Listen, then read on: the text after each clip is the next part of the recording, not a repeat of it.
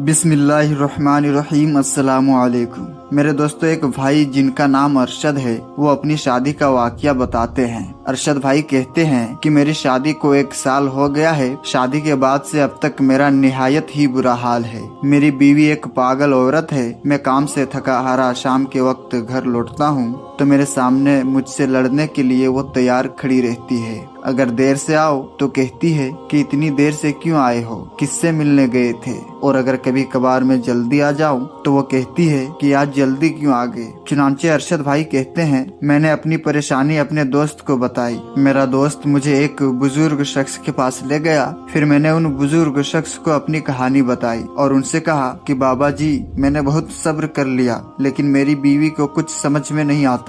मेरा दिल अब भर गया है और मुझे उलझन महसूस होती है। इससे पहले कि ये पागल औरत मेरे हाथों कत्ल हो, मैं इसे तलाक देना चाहता हूँ। बाबा जी ने सिर को हिलाते हुए कहा, बेटे, मैं तेरी मुसीबत का इलाज जान गया हूँ। मेरे पास तेरे लिए एक इलाज है और इससे तेरे सारे मसले भी हल हो जाएंगे। अरशद भाई कहते हैं कि बुजुर्ग शख्स ने हंसते हुए अपने हाथ मेरे कांधे पर रख दिए और मुझसे बुजुर्ग शख्स कहने लगे कि बेटा, अल्लाह पाक पर भरोसा रखो। और उन बुजुर्ग शख्स ने अरशद से कहा कि आओ असर की नमाज अदा करते हैं। फिर बुजुर्ग शख्स अरशद से कहा, उसके बाद मैं तुम्हें इलाज बताऊंगा। फिर अरशद बताता है कि नमाज से फ्री होने के बाद बुजुर्ग शख्स ने मुझे अपने पास आकर बैठने का इशारा किया और फिर खुद अपने घर चले गए। जब वो बुजुर्ग शख्स वापस आए तो उनके हाथ में एक पानी की बोतल थी। उन्होंने वो बोतल मुझे दे दी और कहा कि ये लो बेटा, इसे अपने साथ रखना और जब अपने घर लौटो तो घर में दाखिल होने से पहले बिस्मिल्लाह पढ़कर इस बोतल में से एक ढक्कन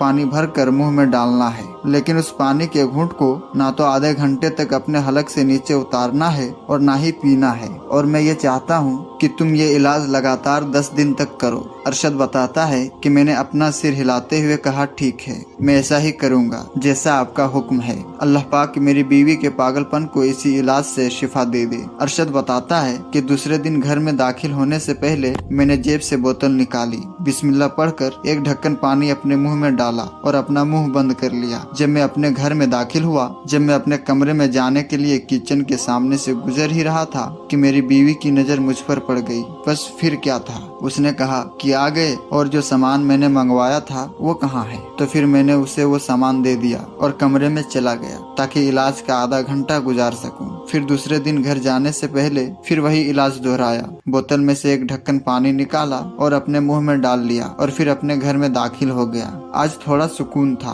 वो मेरे चेहरे को देखती रही। कुछ देर खामोश रहकर धीरे से मुझे बोली, खाना खाओगे, खाना लगाऊं? फिर इसी तरह करते करते 5 दिन गुजर गए और फिर 5 दिन के बाद मैं उन बुजुर्ग शख्स के पास गया। बैठने से पहले सलाम किया और फिर पूछा कि बाबा जी, बोतल में क्या डाला था? मेरी बीवी तो बिल्कुल वैसे ही बन गई जैसे दुल्हन बनकर मेरे घर आई थी। आप मुझे बताएं, उस बोतल में ऐसा क्या डाला था? बाबा जी ने कहा, मैंने तुम्हें अपने घड़े का पानी दिया था। तो ये सुनकर मेरी आंखें खुली की खुली रह गई। मैंने ताज्जुब से कहा, क्या सिर्फ पानी दिया था? आपने जरूर कोई ना कोई दुआ या दवा डाली होगी। बाबा जी ने कहा, नहीं, सिर्फ 2 बातें से तुम्हारा घर का मसला बढ़ रहा था। पहला ये कि सारे दिन के काम के बाद तुम शाम के वक्त थके हारे घर आते थे तो तुम्हारा जिस्म आराम मांगता था। दूसरी तरफ तुम्हारी बीवी सारे दिन की खामोशी और काम काज से थक जाती थी। तुम्हारे घर पहुंचते ही वो तुमसे बात करना चाहती थी, लेकिन बात करने के लिए कोई खास वजह नहीं होती थी, इसलिए वो तुमसे लड़ पड़ती थी और फिर तुम दोनों लड़ना शुरू हो जाते थे। तो बुजुर्ग बाबा ने कहा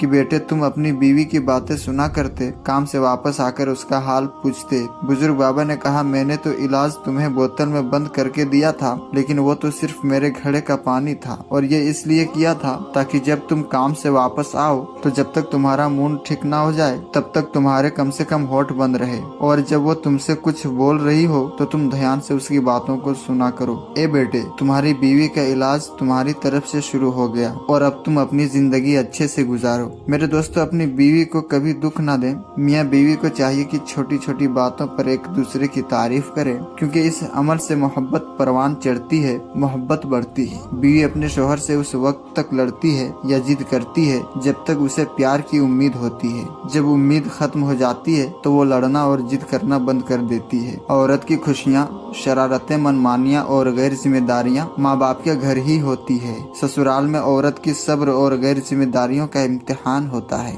मर्द का काम औरत को समझाना नहीं, बल्कि उसको महसूस करना, उसकी हिफाजत करना, उससे मोहब्बत करना है। ये सारी बातें औरत को कड़े से कड़े हालत में भी जीने का हौसला देती है। जो औरत कहती है कि मर्द अपनी जात का होता है, उसे किसी का ख्याल नहीं होता, वो उसे जरा गौर से देखे। पूरा साल पैसा कमाने वाला अपने लिए कितने कपड़े खरीदता है। मियाँ बीवी का रिश्ता मुकाबले का नहीं होता, मोहब्बत का रिश्ता होता है। अगर मियाँ बीवी आपस में मुकाबला करने लगे तो दुनिया का मुकाबला क्या खाक करेंगे। किसी भी मर्द की जिंदगी में बहार उसकी नेक बीवी से होती है। शोहर को चाहिए कि बीवी की तारीफ से ज्यादा उसका एहसास करे, और एक बीवी के लिए उसका एहसास किसी नेमत से कम नहीं होता कि कोई है जो मेरी फिक्र करने वाला है। दोस्तों, जब बीवी अपने मसाइल शोहर को बताती है तो इसका मतलब ये नहीं होता कि वो शोहर से शिकायत कर रही है, बल्कि वो आप पर भरोसा करती है। मेरे दोस्तों, औरत का दुनिया में पहला रूप ही रहमत है। बेटी बनकर पूरे खानदान के दिलों पे राज करती है, बहन बनकर भाई का सच्चा दोस्त और माँ का बाजू बन जाती है, और जब बीवी बनती है तो हमेशा साथ निभाने वाली हर दुख और सुख की साथी बन जाती है। और जब माँ बन जाती है तो अल्लाह उस औरत का मकाम इतना बुलंद कर देता है कि जन्नत को उठाकर उसके कदमों में रख देता है। हजरत अली रदी अल्लाह ताला अन्हु ने फरमाया कि मर्द की मर्दानगी की सबसे अजीम सदा ये है कि मर्द की वजह से कभी किसी औरत की आंखों में आंसू न आए।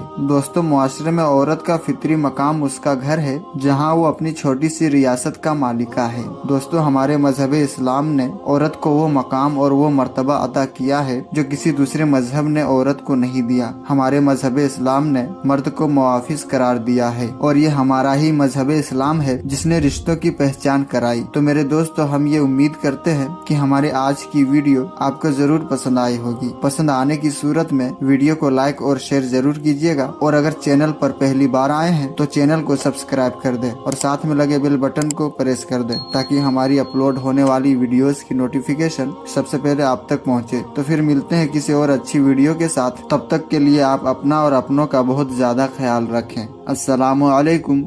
अल्लाह हाफिज।